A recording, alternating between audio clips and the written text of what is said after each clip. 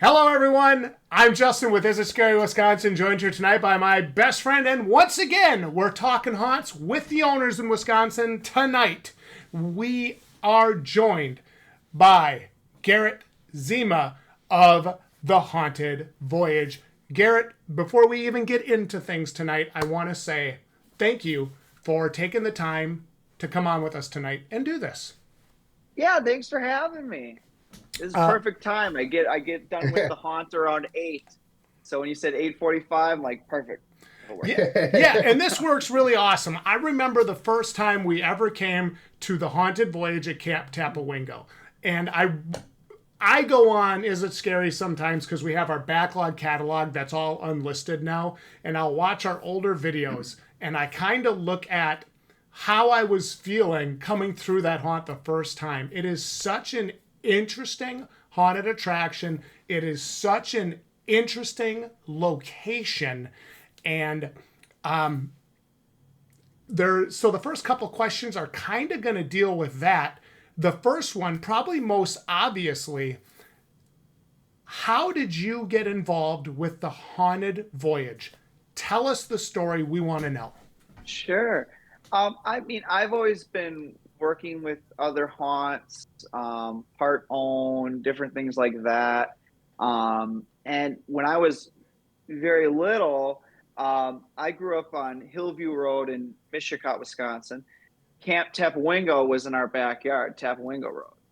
So they used to put on a Halloween show. It would only run for 2 nights, and it would be different 4-H clubs that would put it on. And I was in a 4-H club, a horse related 4-H club, and we would put. I'd put together my little set, and then the other clubs would put their sets and stuff. And I think that had been running for over 10 years, maybe longer. And the last 2 years that I was involved in it, because I was like 10 or 12, and it ended up closing because the person that ran it didn't want to run it anymore, or whatever the case was. And then 10 years later, I was looking to run my own haunted attraction. I worked at Green Bay Fear for 1 year in 2015, and I was just eager, like I want to run my own haunt. And so I was looking around for locations, and I'm like, oh, what about that camp? I remember going there, and so I reached out to the people that were running it, and they said, yeah, let's bring it back. And so I made a deal with them, and now we're going on about 9 years. But it started very, very low budget. Like if you would have saw it the first year, in my opinion, it sucked. I had very little money. I was eating pork and bean cans and ramen noodles just to make it happen. Like Mhm. I think at the time I was working a job at a chemical plant to keep money from going in, Mhm. and it didn't make any money. It was just I just really wanted to do a haunted house bad, and it was fine for the time. And then every year you have a little more time and more money and stuff like that, and you're able to improve on it. And then I kind of got my own little gang, like people that I was acquainted with or people I knew in the past coming back and wanting to help me. And now it's like we have this nice solid team. I feel the last couple of years, this team kind of got more and more solid, and now it really runs more of, like, in my mind, a pro haunt, how a professional haunt should be run. Um, and it just takes time, especially when you have like no money to do anything. You're just trying to get as many pallets you can, and things that are cheap or free or whatever. Now with like Facebook Marketplace, it makes it way easier. But yeah, it just very humble beginnings. So Mhm. the first year, in my mind, I don't know how. I think I had 3 months to set it up at that time, and Mhm. the camp wanted everything tore down at the end of the year, and then it would have to be put back up. And over time, I got the camp on board with like allowing me to actually build permanent things that now we can build off of rather than tearing it completely down. So again, it's like the show's a lot stronger than it was. So now that I got to put up pole buildings and sheds and stuff like that, it's definitely come a lot together. Yeah, I bet it saves some time being able to have some permanent structures because Right. we've seen some haunts out there that's got to take everything down and then they got to build everything right back up for next year and Yeah. that. So I'm glad to hear you got some permanent structures going on there. Oh That's yeah. that's how it was. That's how it was for Revenge. They were at the Chase Stone Barn. That's how it was for Mhm. them every year Mhm. for like 6 or 7 or whatever years. Is because it's No. a historical site. They couldn't leave anything set up in there. So they Yeah, were that's facing the horrible. same I'm thing. just I know like the first couple years we had to do it, and I'm like, I'm only getting older, man. I Yeah, can't Right? keep yeah. putting all this shit back It up. does And not get easier so, no. And then you got to for remember, sure. like, I'm pretty sure it was like that last time. Yeah, yeah.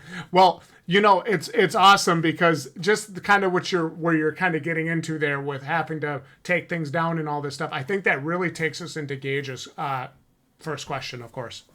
I like how you're setting me up there. I really appreciate that. I got you. I got you. So what is it like working on a campground, Camp Tapawingo? What are some pros and cons of that location, would you say?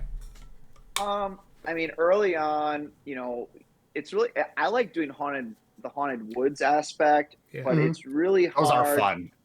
Yeah, if you have a wooded area that you can keep most of the stuff up all year round, then it's Hmm. fine. Because I remember with Green Bay Fear, they have a haunted woods area, and the Shriners would just allow them to keep everything up, Hmm. which is a huge plus.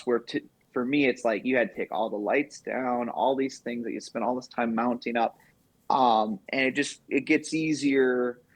It's gotten easier over the years because now they allow me to keep more things up, but it actually runs as like a real summer camp. I volunteer as one of the instructors, and where was I going with that?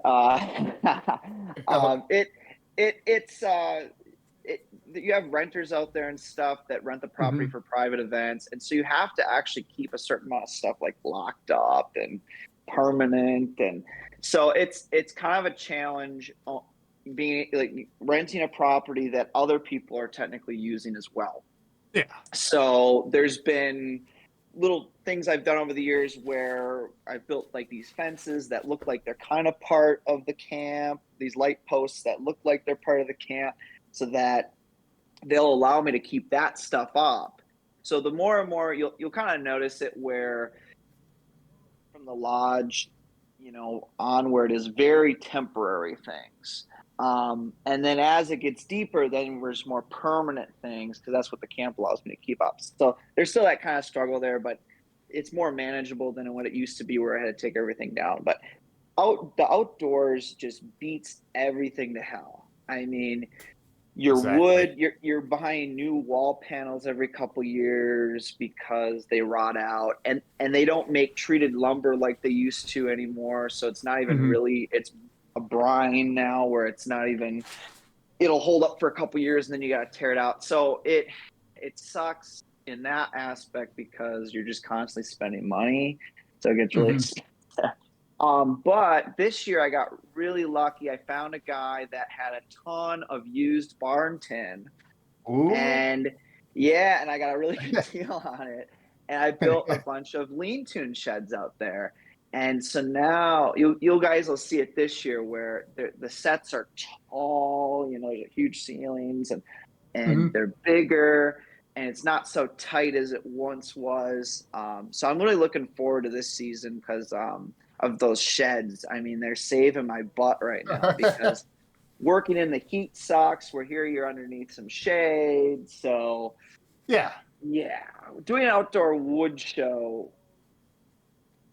it can be easy, but also tough.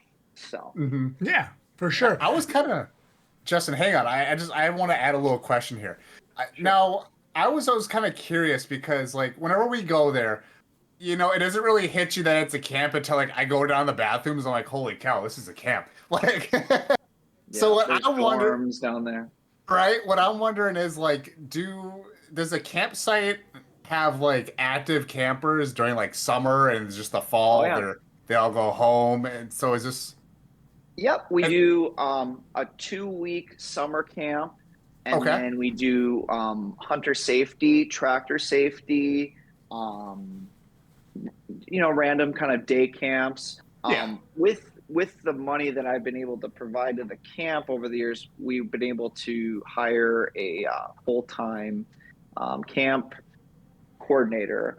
Okay. So it's like ramping up where we're getting more rentals, we're getting more camps, and so it's actually allowing us to bring the camp back to where it once was. Because I went camping there as a kid, Mhm. and it used to be a huge thing, and over the years it's people don't send their kids to camp as much as they used to, Yeah. which is a shame. But there's some parents Hmm. that still value it, but we're bringing it back. But yeah, it's a full. I mean, there's even a winter camp. That's what we use the dorms for, because in the wintertime Hmm. the cabins aren't heated, so they would stay in the dorms for winter camp. But yeah, it's a full fledged like facility. I mean, this year it's been kind of tough because there's been so many rentals, and I'm trying to get out there to Yeah. work, but you don't want to bother the rentals. So that's been kind of fun. But I'm happy for them because they're making money, and the facility's being used for what it was meant to be used for. Um, but yeah, it's a it's a camp. They do seasonal camps out there. Sure. Do the campers ever help out with like the production or any kind of acting in that? we a couple a couple years back, we had some of the campers build teepees, those teepees out in the That's so woods. cute. I like that. So but then the camp was getting mad because they're like, we don't Oh. want so many darn teepees out there. And so they stopped doing that type of programming. Mhm. I'm like, no, no, no, have them make more. They're my, Yeah, make more stuff. Make more stuff spooky, for me. scary skeletons. Yeah. So that actually leads me to a question that I want to ask then. And this is actually not part of our planned questions. So if you would like to decline to answer, I would completely understand. Sure. Being that you see this return of business to the camp, which I think we all agree is awesome. Do you maybe foresee a day where your haunt ends up outgrowing that workspace? I've been thinking about that for years. My end goal is to buy land and do an actual like pole building. I still like the haunted woods aspect, so I'd want some woods in the back. But Mhm. there's always that goal.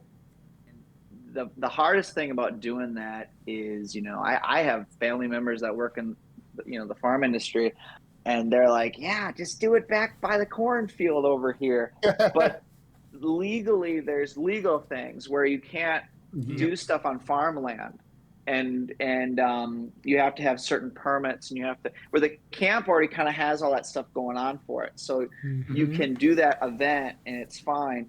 But you got to get like things switched over from residential to business, or farmland to business, and I just haven't found that property yet. But when it comes, it comes, because I still want to leave. If I ever leave the camp or Camp Tapawingo, I will always want to leave on good terms, and Exactly. Yeah. I'd want to leave. I want to let them. I want to set the ship on course for Of them course.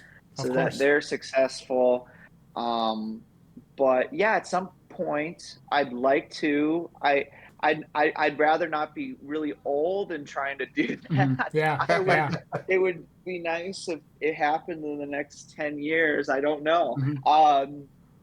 But it's very stressful running a haunt. So sometimes, the beginning of the year, I can feel like I never want to run a haunted house ever again. Like, this is just so much work and stress. And then, leading up, you're getting more excited because you're building things. I like woodworking, so I just love building Mhm. sets. And then you get the customers coming through, and you're like, and they're laughing or they're screaming or whatever, and you're just like, yeah, it's worth it. It's worth doing, you know. So I always gotta get over that hurdle of the year where I'm like, right, this sucks, and then you know. I've talked to three different haunted attraction managers in the last 3 days now, and all three of them have told me that same thing. It's like there's always that feeling of F my life, but then they get to the screams and the laughter and seeing everybody enjoy it, and they always tell me, man, it just makes it so worthwhile. So we're going to get into our next question here momentarily, but before we do, I got to do a short plug. I want to shout everybody out tonight. Make sure I let them know. Make sure you're following us on Instagram, Is It Scary Wisconsin. Remember, guys, we have the merch links in the description down below. And Garrett, go ahead. Plug your haunt. Where can they find you? Make sure to buy that merch. That's right. And come to Haunted Voyage, and I opened every Friday and Saturday of October, including November 1st. Awesome. So, tell me, we want to know about these demon raccoons. First of all, we want to know why, where did the idea come from, and who came up with it? Well, so me growing up where Camp Tapawingo was in my backyard, basically growing up as a kid, my dad would hunt raccoons. Yep. And back then, their pelts were worth a lot of money. Mm-hmm. My dad trapped. Yeah, and you know, at the end of the year or whatever, he'd take all the money and you have a big brat fry or hamburger fry and beer kegs for all his friends and people that live in the community. That's awesome. And he would do that, but then over the years, it turned into like the pelts weren't worth as much, and so raccoons aren't very much hunted anymore. So now they're overpopulated.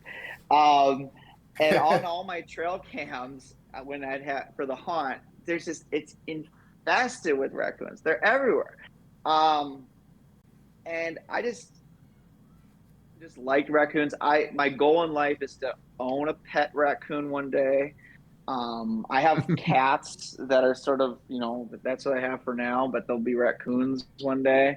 And I just always thought it was like silly, you know, and I was thinking about doing a raccoon mascot, and I didn't see anyone else do it. So I was like, well, let's do something funny like that. And so I made couple raccoons that looked all right. And I made a big head of Rabby and stuff like that. And people liked it. They thought I was just niche and different. And so then I at one point made like 50 or 60, or I can't even remember how many. I made all these raccoons. Some were puppeted, some are pneumatic, most of them were static. But I just kind of made them, and other haunted attractions liked them, so I started selling them to other haunts in different states. And it just turned into like, I want our that's Rabby the raccoon, and he's always around. So I would like to do a year, because now I've been starting to do these themed years. And at some point, I want to do a big, go all out with Rabby. But I have some interesting sketches where there was one year I just ran out of time. I had the big mama, like, you know, the final boss raccoon puppet, and I was going to sculpt it with these big boobs, and they're squirting at the customers. It's a pneumatic puppet, and God, I hope one day I could build it. But it's just a sketch. But I know how to do all that stuff. It just comes down to time, and I'm just, it's the work I do at home here. I have like an office and a workshop, and I do stuff for film and television. And unfortunately, sometimes you just get slammed with that work, and you're trying to finish your haunted house and still do a good haunted house. But one day, Big Mama will be made. Maybe that's the final boss. That season we'll call it Big Mama's Revenge. Holy crap, I was not ready for that one. Justin, make sure you put 18 plus in the title of this video quick, all right? Okay. I said boobs. Is that okay? I'm not worried about it. We said worse, believe me. We've said worse. I have a fun question for you. How many times do you hear the word trash panda in 1 year? Yeah, Trash Panda. There's other ones too. Shoot, I don't. There I'm is? blank part on what it is. There's other raccoon names and stuff, and some of the crew will say them sometimes.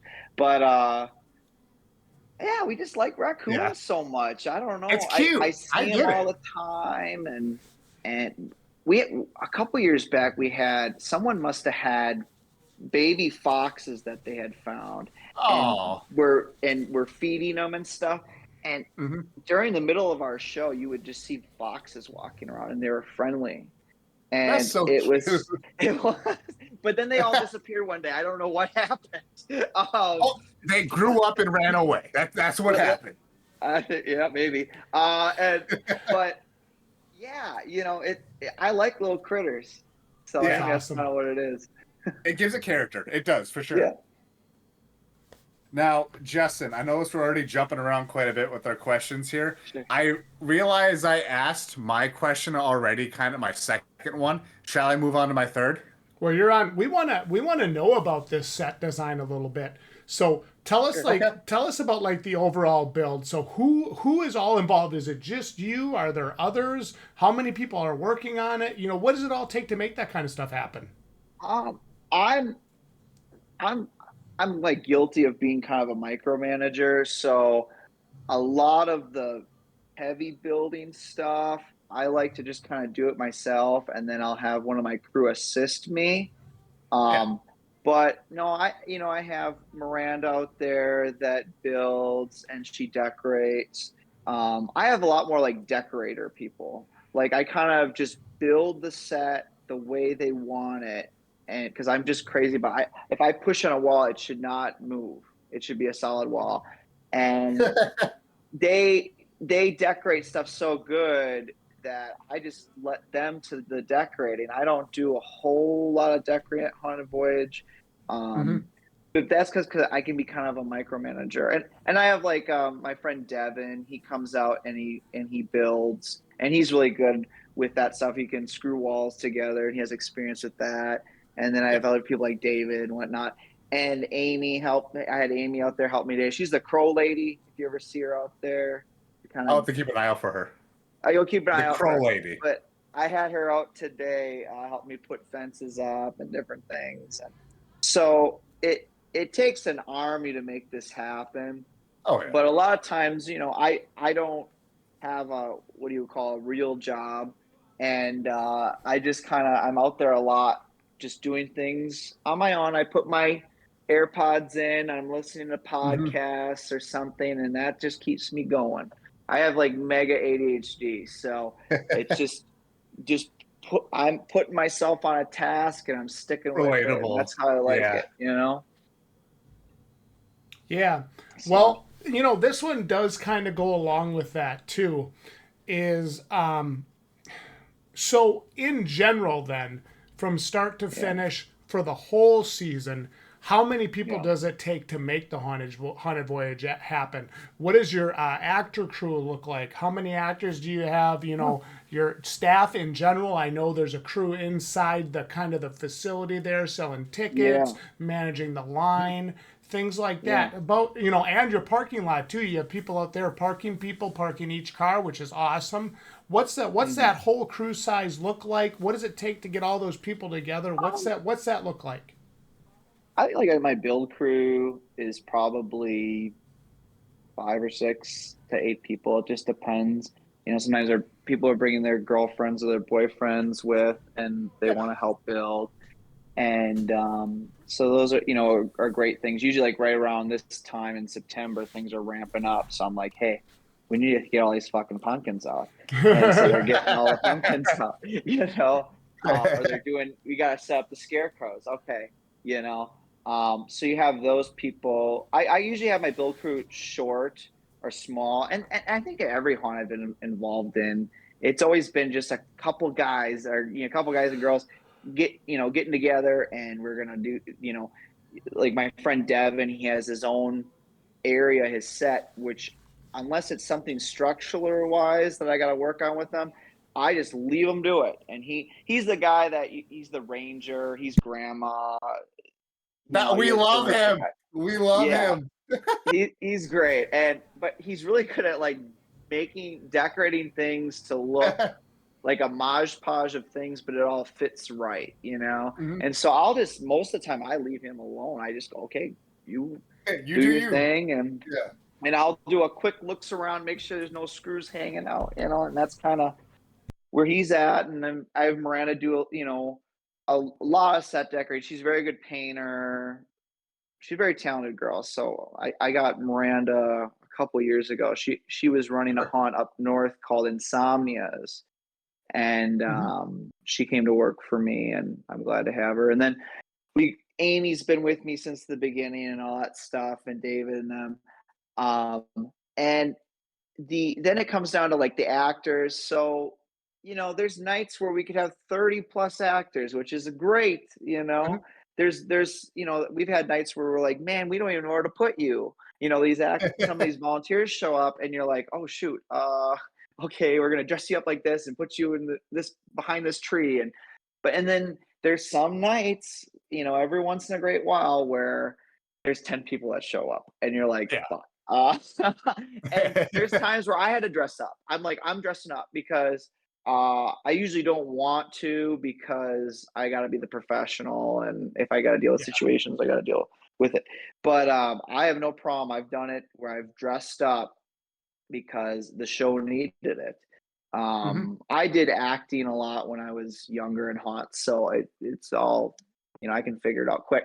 But then like the ticket area, my grandmother actually runs the ticket booth. Oh, that's so sweet. With her sister, and I trust them because in the past I've dealt with situations where you don't know who's counting the money or what's happening with the money, and you just you never know.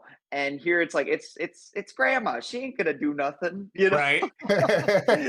She ain't gonna take your money, you know. So I love that she helps me out. She's one of those people that she puts you at ease that she's gonna run the ticket booth right. And then she actually makes a late dinner for all the actors. So at the end of the night, the actors that's so cute. And she makes a chili or sloppy joes or whatever. And then like our parking crew, that actually kind of came about a couple years ago because the camp has board members that help, and I'm one of the board members that help run the camp for summer camps and stuff.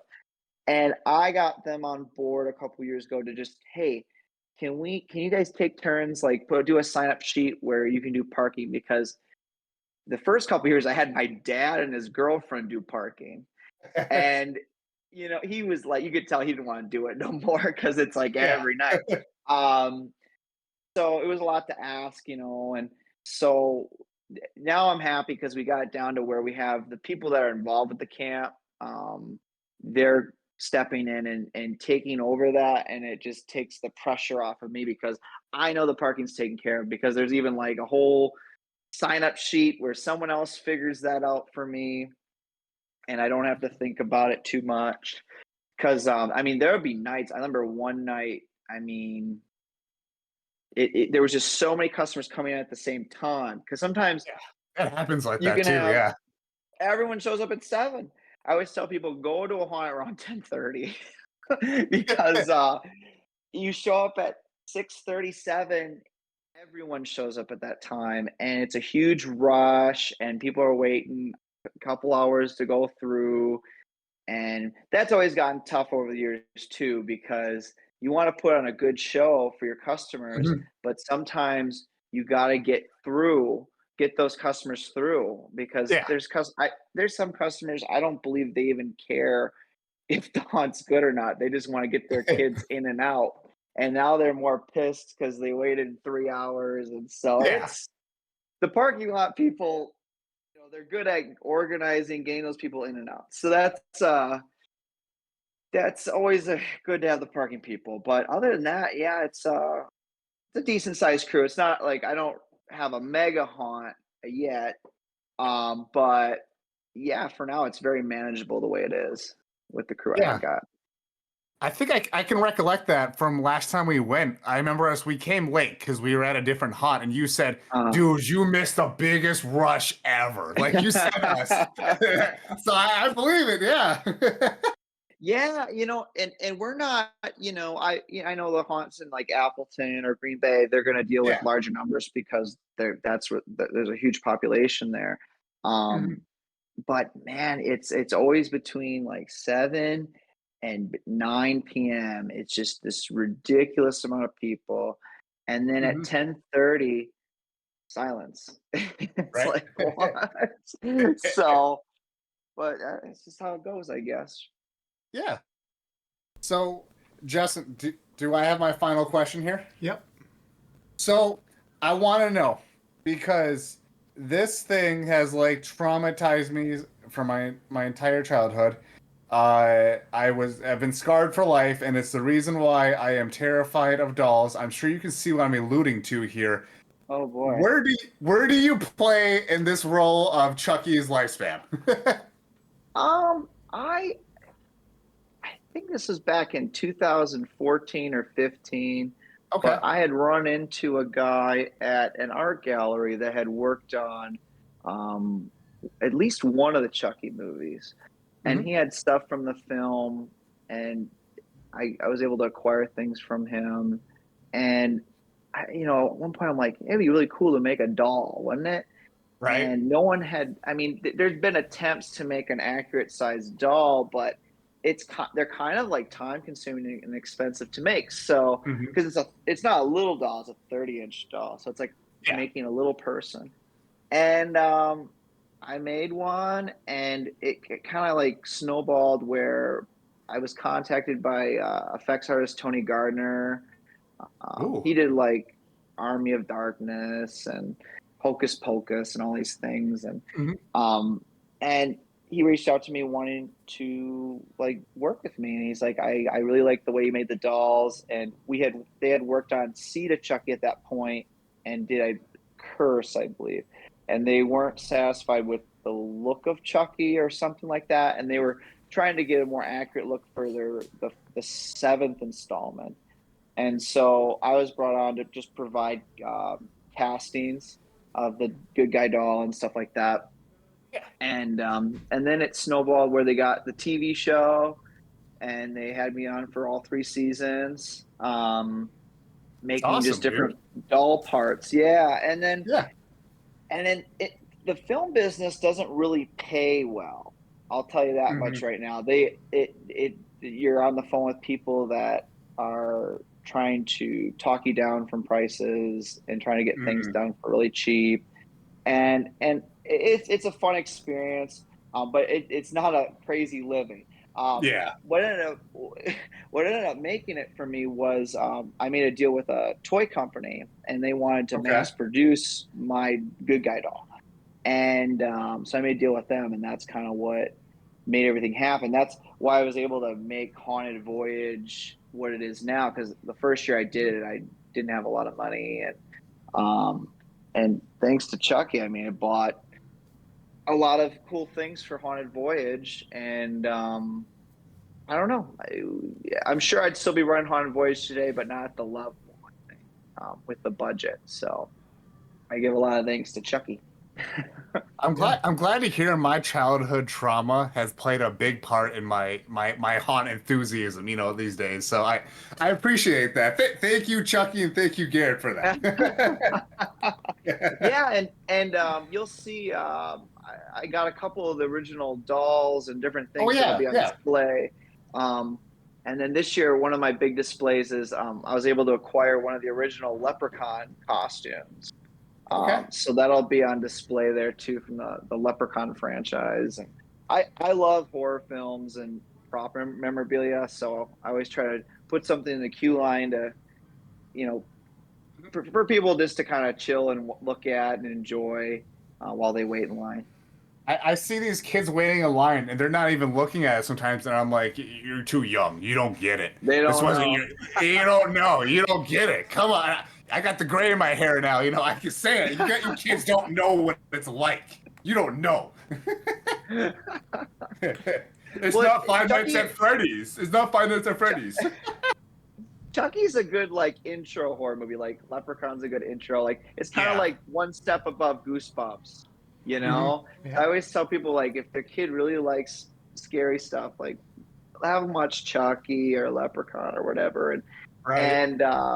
and then work their way into it. You know, and Freddy and all that stuff. Now we're So. watching Saw. I'm kidding. No, wait. Oh.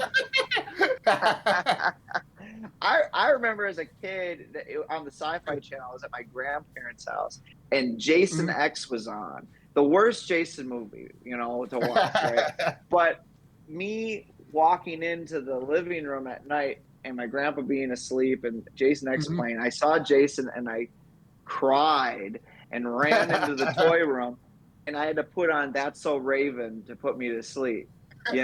Such a good show, by the way. I get it. I like, as a kid, I was a big scary cat. I mean, now I'm kind of, I'm pretty, once it hits dusk, I don't like being at the camp. It's creepy as it is. I mean, that's what's so wonderful about that property. I mean, yeah, you kind of get this vibe someone's watching you in the woods somewhere. You just don't know, That's one thing we love about woods haunts, because it's like it's that quiet, eerie, dark atmosphere, and you're like, I'm at least a good 20-30 minutes away from seeing civilization. If something happens to me, it's gonna happen. it's the like, what do they call that? Dueling banjos up there, Right. Deliverance. And the weird thing about like setting up the mood in a haunted woods, it's kind of tough because I've done haunts in the past where, okay, now you have more money. Okay, let's light it more, and that almost kills it. It's overlit, or if there's too much sound. And some people sometimes tell me like, oh, the first 2 years when you did it, it was really scary because of the woods was so dark. I'm like, because I didn't have enough money to light it, but you got to keep it safe. You got to be able, the customers got to see where they're going, so you have to have it lit so much too, but sometimes that can take away from the creepy woods factor. So you got to sort of, there's a gray line to walk, or on how you do that. That is actually one of the coolest things about the Haunted Voyage at Camp Tapawingo. If I can just interject, that is one of my most favorite things. Is like there's kind of a vibe. I noticed this last year when we first walked up, and there's like that sign that says "You are now crossing," or whatever it is. And the actor comes out or actress comes out and is like, "You are now crossing over," and a little, "Do not touch the spirits; they won't touch you." If they really like, I mean, they do set if you are talking about suspending disbelief for a haunted attraction, which is what you're supposed to do anyway, they really do set it up. They do. I mean, they get you with that. That's a lot on Amy, because she likes to write these scripts and things, and so she was pitching to me in a way like, okay, instead of just reading the rules bland, why don't we read the rules with some pizzazz and make it kind of work? Because you, at the end of the day, like for legal issues, you got to read these rules. Like, don't run, no brainer, but you got to tell people that. But in a way, she kind of did it where she's able to kind of guide them, and still be like kind of in character. So, Garrett, what we want to do now is we want to give you kind of 5, 10, 15, whatever you want to take. We just want to give you some time, talk about the haunt, promote the haunt. Where can they find you? What are the socials? Where are you guys on? Lay it out there. Give it to them. The floor is yours. Go. I'll lay it out.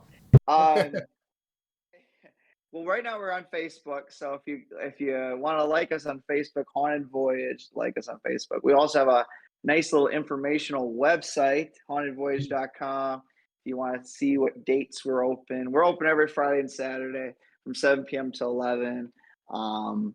It's a really cool, spooky woods walk that I love comedy, and so there's a lot of comedy in it, but there's also a lot of really great scares, and I always believe that, you know, getting, easing the people back with some laughter just to Right. ease them for that moment, and then scare them is kind of the best way to do it than just, nonstop scares. So one thing we're always like being told is like your show is so entertaining. We had a great time. I always like the families that come through. There's Mhm. like usually these big groups of families that come through, and they'll just be like, there's always that little kid in the group that's bawling, and the dad's laughing his ass off, and it's just kind of, I like the way I have it set up because it's fun for everybody, Mhm. and it's a great first haunt for anybody that wants to maybe try a haunt and don't want to be like necessarily. I hate saying you're not going to get terrified here because you will be scared, Right. but there's some easy up moments where you can actually enjoy the scenery, the beautiful woods out there. It, goes along the East Twin River there, and it's just it's something really fun to enjoy for everybody. And I enjoy doing it. I'm gonna keep. I told my crew because it's a small build crew, and I told those guys. I said, hey, when it isn't fun anymore, we'll stop doing it. And it's still fun. So I'm gonna Let's go. keep as long as my pocketbook allows me. I'm gonna keep. This year I kind of spent more money than I'd wanted, but it was like, it's so cool to let's try to do this, and it's still all like super low budget because I know other people that own haunts down in Chicago, and they like, oh, we spent 1 million or 500,000 this year, and I was like, oh wow, uh, Right. I spent like 20 and cried, it's like, wow, that's a lot of money, but it's great for that community. Mhm. People coming from Appleton, Green Bay, and even sometimes Milwaukee. It's a great travel up there, go stop at a Right. supper club, get an old fashioned, and go see Haunted Voyage. I I love think it. it's, Yeah, and I think that's all I can say. I wish I could go longer. I don't Well, that's fine. well, You no, know, it's a Wisconsin tradition. Almost feels like just like go hit these local haunts, go to a supper club, enjoy yourself. I love it. I love yeah, it. and it Yeah, is and something. No, go ahead. No, go ahead. Go ahead. well, and the great thing about the area is we're literally like surrounded by all these great haunted houses. Like Yeah. Oh you yeah, can for go to sure. Chicago and there's a ton of them and they're really expensive, but you can kind of like stay. I don't know. It's just that weird area between Sheboygan, Appleton, and Green Bay. There's like a bunch of really good and Right. is the Revenge in Shawano? I can't remember It's in anymore. Pulaski. Pulaski. You know what I mean? Even Pulaski up there. Yeah. There's just a bunch of really good ones, and you can kind of just go around to different ones throughout the month and just have a really, if you're big into going to all these haunts, like Right. you can do this whole circle and have a really Mhm. good time.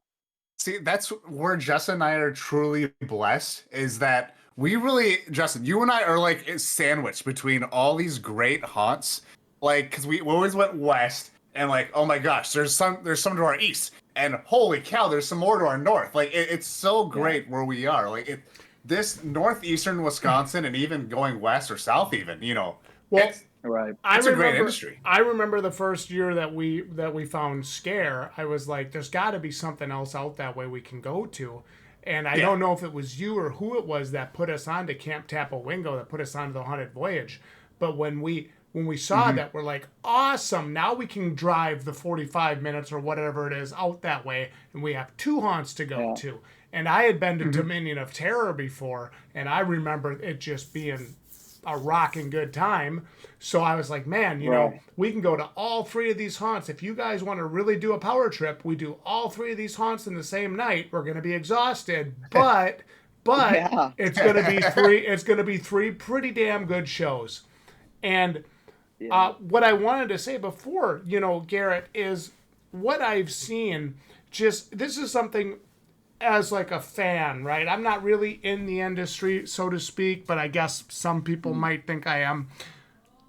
I love there's this positive energy from all the interviews Gage and I have been doing, from the haunt owners and the haunt managers. It is such a good vibe. It is such a positive vibe. It's such a positive industry. And I really like that.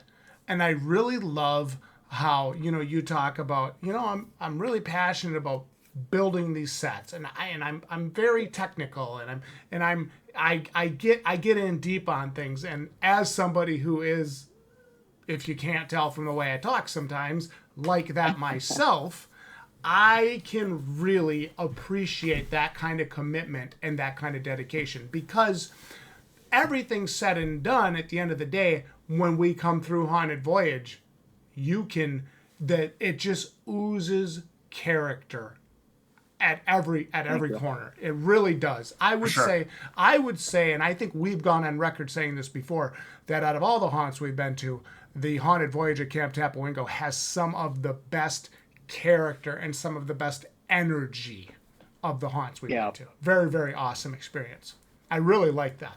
Yeah, I've been just fortunate where I like a couple of the actors that came from other attractions, either from operating an attraction or they worked at an attraction that closed down.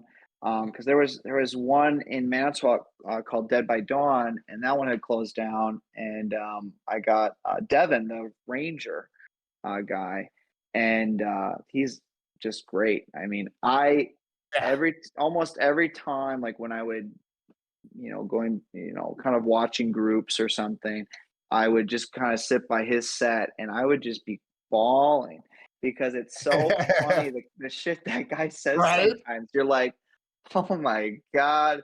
Like he freaking comedian just figures it out. He just, and I don't even, it's weird because like I have an idea what he's doing this year, but at the same time, he'll have it figured out the days before. This is what I'm doing. And I'm like, okay. And I don't even question it because I know he's going to nail it. And he'll maybe have an idea he's going to do this. And then days before he'll change his mind and be like, okay, I'm going to do it this act instead. I'm like, go for it. And it always works. He always, like last year, I was bummed he didn't come last year because he was like this preacher. And it was so ridiculous. Like, and everyone remembers him. Haunted Voyage would not be as good if he left. So I try to keep him happy as much as I can.